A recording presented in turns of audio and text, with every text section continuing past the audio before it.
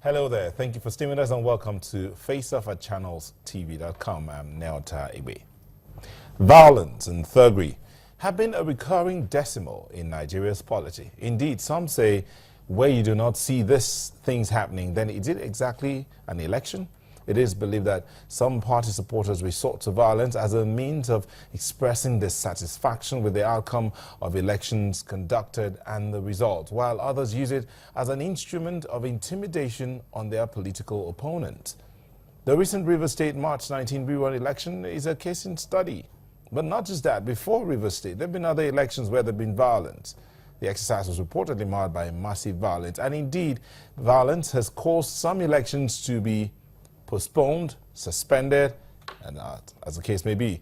But how can the excesses of political supporters be curtailed?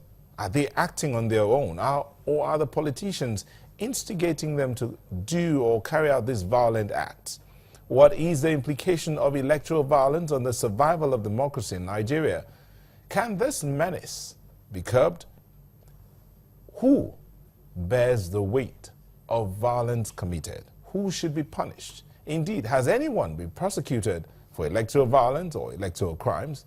Well, these are some of the questions we're hoping we'll get answers today, and have two guests, as usual, in the studio. One of them, Babashala Kuti, is an election monitor, observer, but he's also a member of the People's Democratic Party. Thank you for joining us. Thank you. It's good to be here. Mr. Archie Williams Wobodo is also a member of the All Progressives Congress. Thank you for joining us. Thank you. So, gentlemen, electoral violence, can this menace be curbed? I'd say no, not under this dispensation. Not under this dispensation. Ooh, that sounds sad. Yeah, I think it can be caught, even right in this dispensation. Okay. All right. Well, you heard them. One says no, the other says yes. But let's find out exactly how can this be curbed. These are some of the questions we're asking. Be a part of the conversations. Our Twitter handle at FaceOffToday or at NeoTaibe. And if it's more than 140 characters, send a mail. faceoff@channelstv.com. We'll be back in a moment. Don't go away. channelstv.com is your most trusted news website, using responsive design for a richer user experience. Get the latest information as it happens: politics, sports, business, entertainment, health, and more. Access our content on all our social media platforms. To access the world, you only need channelstv.com. The news at your fingertips.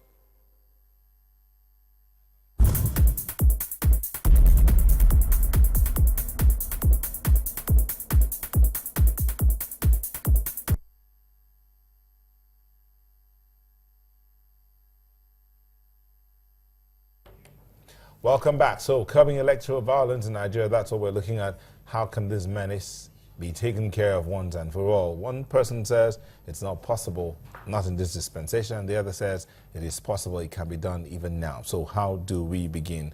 What do we do? What's the course? Maybe we'll begin from there. Who is behind it? Who should be punished? So, gentlemen, we're back in the studio. You said no, it's not possible, and you said yes, it's possible. So maybe you should ask.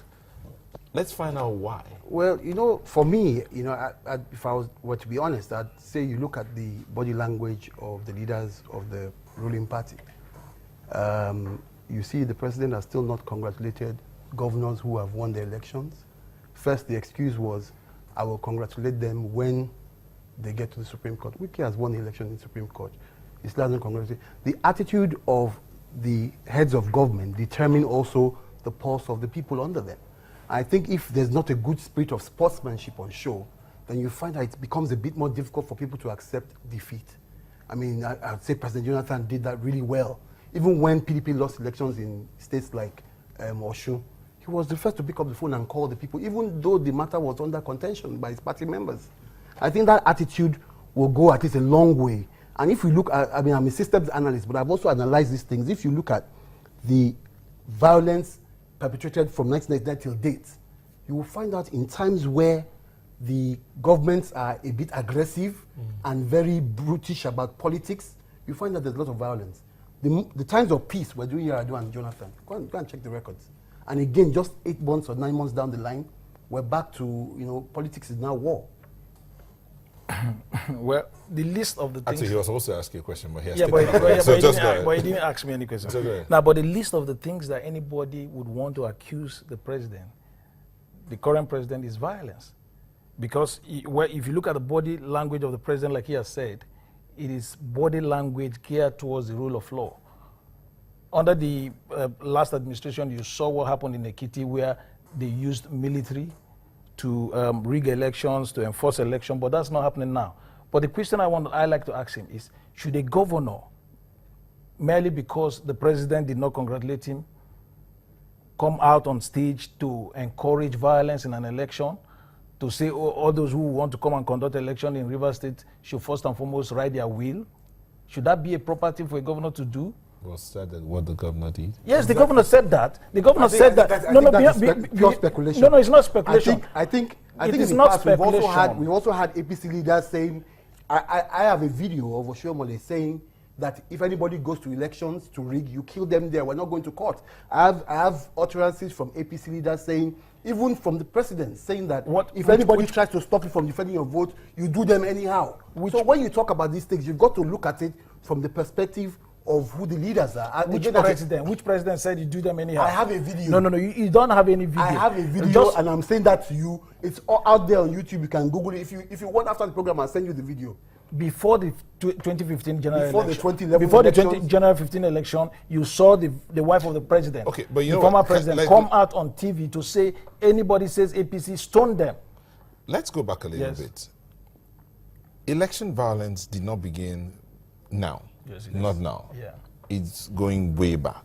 So why do we have election violence? No, election. He has said the body language of the leader of the leader that's just tells that's one of the reasons. It's not the body language of the president. It could be the body language of the governor of Rivers State, who has also demonstrated that outrightly. Now, but if you look at election violence before 1999 up to 2000, now I'm talking specifically in terms of Rivers State, what you had was thuggery, people going to snatch ballot papers, snatch electoral materials. There was no lateral violence, in terms of killing people, maiming people. But all that started from 2003. What we had was people snatching ballot papers. But in 2003, politicians began to arm the youths with weapons, with guns. What politicians? Politicians. Some of them PDP members. PDP members. Who are now in APC, They began to arm youths with knives, machete, guns. And in 2015, the degree has moved away from mere snatching, mere maiming, to killing people, assassination. You understand? People will go and wipe off an entire family just because they belong to one political party.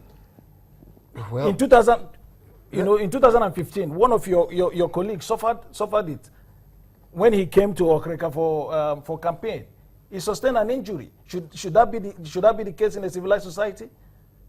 No, it shouldn't be. But let me just say this, and you said I gave a reason. Let me give you another reason.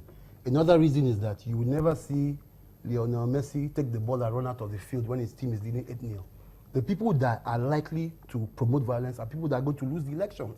And in Rivers State, I can tell you categorically that I was on the ground before the elections, I was on the ground during the elections, and you can go to this. You guys have cameras. Go to the streets and ask people. People in Rivers State are PDP. And we knew from the day one that if there was a free and fair election, PDP would win.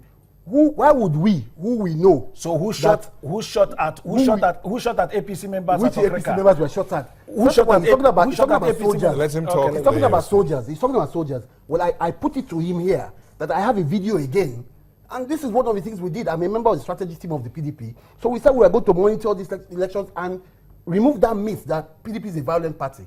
We have videos of leaders of their party who are ministers, who are members of the cabinet, going around the town with soldiers, harassing people, going to a police station, removing a suspect from the custody of the police.